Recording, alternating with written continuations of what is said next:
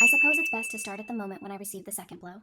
The first had arrived in the form of my father's death, which had taken me by surprise despite his declining health. Losing him was painful.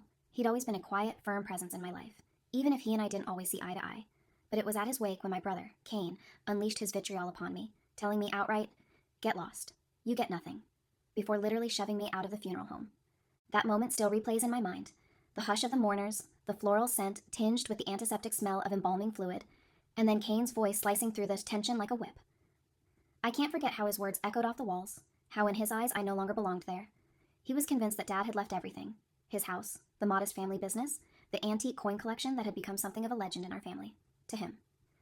He insisted that I was worthless and had no claim. In truth, I had expected a fight. Cain had always been quick to claim the spotlight, even in our school days. He was the older brother, the favored athlete, the mouthpiece of the family, always preaching about how real men acted and what he deserved by virtue of being the firstborn. Dad's will at the time was still sealed. I knew Dad had never been one to broadcast his intentions, so it wasn't entirely clear who would end up with what. Yet Cain's confidence that Dad had left it all to him was unshakable, and he wanted to make sure I, his quieter, younger sibling, was reminded of my supposed inadequacy. I won't pretend that his outburst in front of half the neighborhood didn't sting, but I also won't pretend it was the worst betrayal I faced that week, because once I got home that evening, after being banished from a gathering meant to mourn our father, I checked my phone to see that I had several missed calls and a text from my spouse, Paul, that read, "We're done. I can't deal with your family drama." I took the liberty of clearing out some funds for myself. Consider it my severance. Good luck sorting out your father's mess. I read that text 3 times, waiting for the emotional avalanche, rage, grief, heartbreak, to crash into me. And perhaps a part of me did shake for a moment. Paul and I had been together for 7 years, married for 3. I'd suspected for a while that something was off. The hidden phone calls, the business trips that never added up, the sudden brand name items that appeared on his credit card statement. But it was a strange confirmation to see it spelled out in one sour paragraph. He was leaving me, presumably for a new life funded by my father's uncertain legacy. Or so he thought. If there was going to be any legacy at all. To my own surprise, once the initial shiver of shock subsided, I felt oddly calm. I hadn't truly processed my father's death yet, and now I had a second blow to register. I could have cried or ranted about the unkindness of the universe. Instead, I set my phone aside, poured myself some coffee, and looked around the quiet living room. The lights were dim. The only sound was the gentle hum of the air conditioner. A single thought pushed to the front of my mind. I was prepared for this. Over the past year, I had noticed Paul's increasingly erratic behavior. Nights spent in the garage with hushed phone calls, a sudden taste for expensive dinner reservations with clients, and an oddly persistent curiosity about how much I stood to inherit from my father. I knew him well enough to recognize a shift.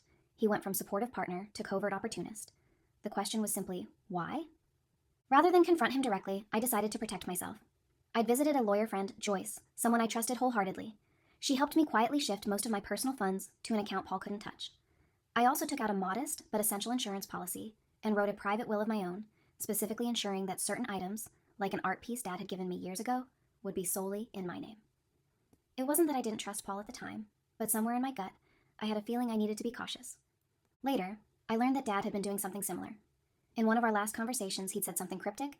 "Keep an eye out, kid. People get greedy when someone's about to go." I brushed it off then as one of Dad's general musings on human nature. Only after he passed did it resonate. Dad had known there would be a fight over his estate, and he'd been preparing for it in his own way. So, when I got that text from Paul, I knew I wasn't financially ruined. My personal accounts were locked tight, untouchable to him. As for the funds he claimed to have cleared out, I knew exactly what he was referring to. A joint checking account that had only a few $100s, plus maybe a modest emergency savings that I'd left there on purpose. I had wanted to see if he would take the bait. Sure enough, he did. In effect, he got next to nothing. Money that I'd been willing to lose just to confirm how far he'd go. And now I had proof of his betrayal, saved screenshots and bank statements showing his unauthorized withdrawals. Emotionally, it was a blow, yes. But financially, I'd be fine. I might have lost a spouse, but I still had my autonomy. And that was worth more than any short-term heartbreak. A few days after Dad's wake, I went back to his old house. Cain, fueled by his own sense of entitlement, had changed the locks, as if everything was already his. But he underestimated me. I had a spare key hidden in the backyard shed from years ago. Dad always said it was better safe than sorry. Cain's lock-changing spree had missed the side door, the old battered entrance that hardly anybody used. It had a separate lock, a fact that had slipped Cain's mind. Stepping into Dad's study felt like walking into a time warp. The old oak desk, the worn leather chair, and the dust particles dancing in the shaft of sunlight that came from the single window. It all had a comforting stillness. I saw the books that Dad had always been reading, an open dictionary on the side table, his magnifying glass for coin inspection. I recalled Dad mentioning a hidden compartment in his desk once. He'd told me about it on one of our rare father-child bonding moments, back when I was a teenager fascinated by secret hiding places. The latch was in the back of the bottom drawer. You had to press your finger against a knot in the wood just so, and it would pop open a slender cavity. I tried it now. My heart pounded in my chest, half with curiosity, half with fear that maybe I'd find nothing at all. But something was there. A small envelope with my name scrawled in Dad's neat handwriting. To my child. Inside was a letter. I know this will be found when I'm gone. If Cain's thrown a fit, don't be surprised. I raised him, so I know his flaws better than anyone. I didn't want to talk about the estate in person because I knew it would cause fights. But I trust you to handle this responsibly. Everything, from the house to the business to the coin collection, legally belongs to you. I filed the proper documents with my lawyer. Cain has no authority to claim a thing. I want you to do what's best. If you choose to share with him, that's up to you. But I know you've worked hard, stayed honest, and made me proud. This isn't a reward. It's just an acknowledgement of who can be trusted to run things. Don't let him bully you. Make me proud. Love always, Dad. By the time I finished reading, my hands trembled. The sense of relief and validation that poured through me was overwhelming. Dad had seen Cain's arrogance for what it was. And while I knew the letter itself wasn't the official will, I'd have to visit Dad's lawyer for that. It confirmed my suspicions. Dad had left everything in my name. I went to see Cain the next day. I found him in Dad's living room, slouched on the couch like a self-crowned king, surveying his domain. He barely looked up when I walked in. You again? He scoffed. You're trespassing. I clasped my hands behind my back. Actually, I came for a word. I have something of Dad's I need to show you. He rolled his eyes, but I saw a flicker of apprehension. If you're looking for sympathy, you're not getting it. I had the will read already. Everything's in my name. That caught my attention. You had it read? Interesting. He smirked, crossing his arms. Yeah, Dad's lawyer gave me the summary, said it's all mine. That's what Dad would have wanted. His oldest son carrying on the family name. I raised my eyebrows. What's the lawyer's name? He paused. Huh. The lawyer, I repeated. Dad used a different lawyer for his estate. I have her card, actually. Her name's Ms. Klein. So, who's this other lawyer you mentioned? Cain waved his hand dismissively, but I could see he was trying to spin a lie. Maybe I heard it wrong. Look, the point is, I'm in charge here, and you've got nothing. So scram. I pursed my lips. Right. Well, I should let you know that I spoke to Ms. Klein, Dad's estate attorney, and she told me the reading is scheduled for next week. Cain's brow furrowed, and he opened his mouth to retort, but I continued, stepping forward slightly. You can keep playing this game, but if you throw me out again, you might want to check the actual documents first. He started to protest, but I turned and left with more confidence than I'd walked in with. Cain was obviously forging ahead as if everything belonged to him, no doubt bragging to anyone who would listen about his upcoming windfall. Meanwhile, I calmly scheduled an appointment with Ms. Klein. The next day, I received another text from Paul. I want to be civil, but you're not making this easy. I took what I did because I deserved it. I've put up with your father's negativity for years, and I've decided I've had enough. I read it, shook my head, and tucked my phone away. It wasn't worth responding to. He might have expected a meltdown or a furious outburst, but he'd get neither. As far as I was concerned, he was a chapter of my life that was concluding, and I had far more pressing matters, like ensuring my father's estate was handled correctly, to deal with. Over the next week, bits of gossip and rumors trickled back to me. Apparently, Paul was boasting to mutual acquaintances that he was about to be flush with cash once I got my fair share of Dad's inheritance. He seemed to think that, because we were still legally married, anything I received would be automatically his as well. It made me laugh. He was so sure he'd outsmarted me, but he had no idea that I'd already siloed my assets, nor did he realize how Dad had worded his estate. Dad, in his thoroughness, included a special clause ensuring that if I was married, everything would still remain tied to my sole ownership unless I voluntarily added my partner to the property. He'd done that, presumably, after seeing how Paul occasionally tried to charm him. Dad might have had reservations about Paul's sincerity all along. The official will reading took place the following week at Ms. Klein's office. Cain was there, dressed in a crisp suit that looked a little too expensive for him to have bought with his own money. When the door opened and I walked in, he tried to mask his nerves with bravado. You ready to face reality? He asked, leaning against the wall. I simply nodded. Ms. Klein sat us down, and after a few formalities, she began reading the last will and testament of my father. The language was straightforward. I, Martin Albright, being of sound mind, do bequeath the following. She went through smaller items, referencing certain keepsakes for extended family members. Then she came to the big part, the house, the business, the coin collection. All of it shall pass, in whole, to my younger child, Jess Albright. Cain's face drained of color at that statement. You could almost hear his jaw drop. Ms. Klein, without even glancing at him, continued reading, confirming exactly what Dad's letter had told me. By the end, the tension in the room was suffocating. When Ms. Klein finished, she closed the folder with a crisp snap. That's it, she said. Do you have any questions? I stayed quiet, but Cain immediately launched into a tirade. This is ridiculous. Dad told me, he said, that I'm the heir. He wanted me to take the business. There must be a mistake. I demand you recheck the documents. Ms. Klein didn't bat an eye. There's no mistake, Mr. Albright. Your father's testament was verified. He made it clear that the entire estate goes to Jess. He trusted you, Jess, to uphold his legacy. You're free to make any decisions you want about how to handle your father's assets, but as of this moment, they are legally yours. Cain's shouting could probably be heard 3 floors down, but I simply let him blow off steam. By the time he stormed out of the office, it was painfully obvious he'd put all his eggs in one basket. Rumor had it, he'd been making large promises and taking out small loans in anticipation of receiving Dad's estate. He'd bragged he'd pay them off once the inheritance came in. Now the lenders, friends, he had called them, would be demanding their money. With no fallback plan, Kane's finances were about to crumble. Meanwhile, I collected the official documents from Ms. Klein. As I exited the building, I spotted Kane in the parking lot, punching the side of a lamppost in frustration. His dramatic meltdown would have been comical if it weren't so sad. A few days later, I got word that Paul was frantically trying to contact me. I surmised he'd heard that the entire estate was legally mine. Clearly, he'd hoped we'd still be an item so he could enjoy half the spoils. Instead, he was now on the outside looking in, having left me through a cruel text message. Plus, he'd stolen money, which gave me ample grounds to file a police report, or at least threaten legal action. Late one evening, as I was unpacking the boxes in Dad's house, I decided I might move in, at least temporarily. The doorbell rang. Peeking through the old glass peephole, I saw Paul standing on the porch, hands buried in his coat pockets, a contrite look on his face. I opened the door halfway. "What do you want?" He tried to muster a warm smile. "I came to talk. We've been through a lot, you know?" I couldn't help but laugh. "We have been through a lot, but most of it was me ignoring your shady behavior." He frowned, stepping closer. "Please, Jess, let's be adults about this. I'm sorry about the way I ended things. It was rash. I was overwhelmed." "Overwhelmed by greed?" I asked, raising an eyebrow. "Because from where I stand, you took money from our joint account, then texted me that we were over. That's hardly an overwhelmed reaction. That's premeditation." Paul fumbled for words. I made a mistake. But you know, we're still married, and whatever you got from your dad, technically—" "Stop right there," I interrupted. "You're barking up the wrong tree. You made your choice when you left. And for your information, Dad took steps to ensure that nobody besides me could touch the estate unless I wanted them to. Since you and I will be divorced soon, it's a non-issue." He looked stunned. "Divorce? But you haven't even—" "I've already filed. You'll receive the papers soon. My lawyer said you might try to dispute the separation of assets. Good luck proving anything after you emptied our joint account without my permission."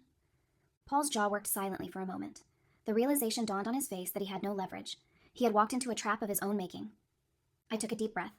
"You can leave now, and don't try anything foolish, because if you do, I'll have no problem filing a complaint about that unauthorized withdrawal." He opened his mouth to protest, but I shut the door.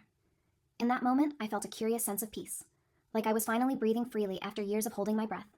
With Kane in a downward spiral and Paul scurrying to salvage his pride, I turned my attention toward what mattered, honoring Dad's memory. The family business that Dad had run, a small but respectable accounting firm, needed new leadership. I'd worked there on and off, but I hadn't assumed I'd inherit the entire enterprise.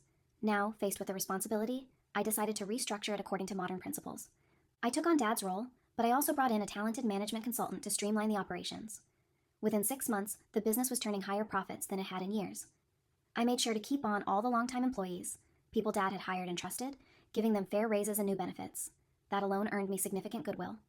I also found surprising joy in the antique coin collection.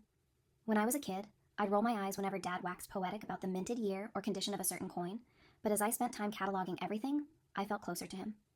I learned about rare currencies and even found a few collectors willing to pay a handsome sum for certain pieces, but I chose to keep most of them. Dad had cherished them, and so would I. On a personal note, I discovered a new strength within me. Before, I might have let Paul or Kane walk all over me, but Dad's letter and everything that transpired had ignited a sense of self-worth. I joined a local community group, expanded my professional network, and even began traveling a bit. Short trips to places Dad had talked about visiting, but never did. Each day, I felt more empowered, more certain of who I was and what I wanted. It didn't take long for word of Kane's troubles to get around. He defaulted on at least 2 loans. The friends he'd borrowed from at high interest were less than sympathetic. Eventually, he ended up losing his apartment. He'd been living beyond his means in anticipation of that big inheritance. Last I heard, he was crashing on a friend's couch, hardly able to look anyone in the eye. One afternoon, I caught sight of him outside a coffee shop downtown. Gone was the tailored suit. He wore worn jeans and a hoodie, looking every bit a man who'd been humbled. Our eyes met. He turned away first, walking off with his shoulders slumped as if he couldn't handle my gaze. I felt a pang of pity, but I recalled Dad's letter. If you choose to share with him, that's up to you. I decided not to chase him down or offer him anything in that moment. At least not yet. Let him come to terms with how his greed had led to his downfall. Months turned into a year. My divorce from Paul was finalized. He made a few attempts at claiming partial ownership of the estate, but the prenuptial legal structure that Joyce and I had set up held strong, and Dad's will was ironclad. Paul ended up having to settle for nothing more than what he'd already stolen from the joint account, which, considering the legal fees he racked up, probably put him in the negative. Meanwhile, I thrived. The accounting firm expanded, the house was renovated, and my father's old coin collection sat neatly in display cases, a reminder of my heritage and the trust Dad had placed in me. I started making philanthropic efforts in the neighborhood, supporting local charities Dad had cared about. Each step felt like a celebration of the father who, though imperfect, had seen something good in me. On the anniversary of Dad's passing, I visited his grave, placing a bouquet of white lilies, his favorite, by the headstone. The sky was overcast, and a light drizzle dampened my coat, but I felt warm inside. I spoke aloud, even if I wasn't sure he could hear me. "I wish you told me all this while you were alive," I said softly. "But thank you, for trusting me, for knowing me better than I knew myself." Just then, I heard footsteps behind me. I turned to see Kane, face solemn, carrying a small arrangement of roses. He looked thinner, more withdrawn. Without saying a word, he placed the flowers beside mine. For a few moments we stood in silence, united in grief and memory, if nothing else. Then he turned to me, eyes glistening. "I'm sorry," he said, voice rough with regret. I was a fool." I nodded slowly, measuring my response. Part of me wanted to lash out, to remind him how he humiliated me at the wake, but time had given me perspective. "Yes, you were," I answered gently. "But we're still siblings, no matter what." Kane swallowed, tears threatening. "I don't deserve it, but if there's any chance we could—" He paused. "Look, I know I messed up. Dad would have wanted us to stick together." I considered his words, recalling Dad's letter and how it left me the option to share. "I'm open to talking, but it won't be like before." He nodded, relief mingling with guilt on his face. "Thank you," was all he managed. As we parted, I felt a sense of poetic justice swirling in the air. For the first time since Dad's wake, I saw the cracks in Kane's armor. He looked human, humbled. Maybe in time, we could rebuild something like a brother-sister bond, albeit with clearer boundaries. Walking away from that grave, I slipped Dad's letter, a cherished keepsake, back into my pocket. Dad had believed in my discretion, and he'd been right. My greatest triumph wasn't in seeing my brother or my ex-spouse suffer. It was in standing tall, unbroken, and thriving despite their betrayals. That evening, as I sat on the porch of Dad's house, now my house, I gazed at the sunset dissolving into the horizon. The aroma of fresh paint lingered, and the open windows let in a soft breeze. I reflected on the storm I'd weathered in just a year. Dad's death, Kane's cruelty, Paul's betrayal. I had come out of it wiser, stronger, and in control of my own destiny. Let them shriek, let them regret. My life, my success, and my peace of mind were the best forms of poetic justice I could have asked for. And if they ever doubted that I was capable of rising above, they had only to look at the full inheritance now under my careful stewardship. It wasn't about money or property in the end.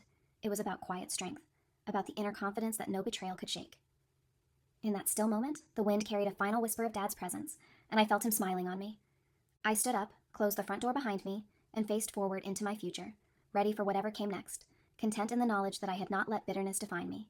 Success was my victory, my revenge, and my solace, all rolled into one. Dad was right. People get greedy when someone's about to go, but he taught me to plan ahead, to see through the greed, and to keep my heart intact. And for that, I'd always be grateful. I smiled to myself, recalling the day I found that hidden letter, my brother's shocked face, and Paul's vain attempts to slither back into my life. Let them learn. Overconfidence and betrayal paved the way for downfall. Meanwhile, I, quiet, supposedly helpless me, rose to a place they never imagined I could reach. And I was just getting started.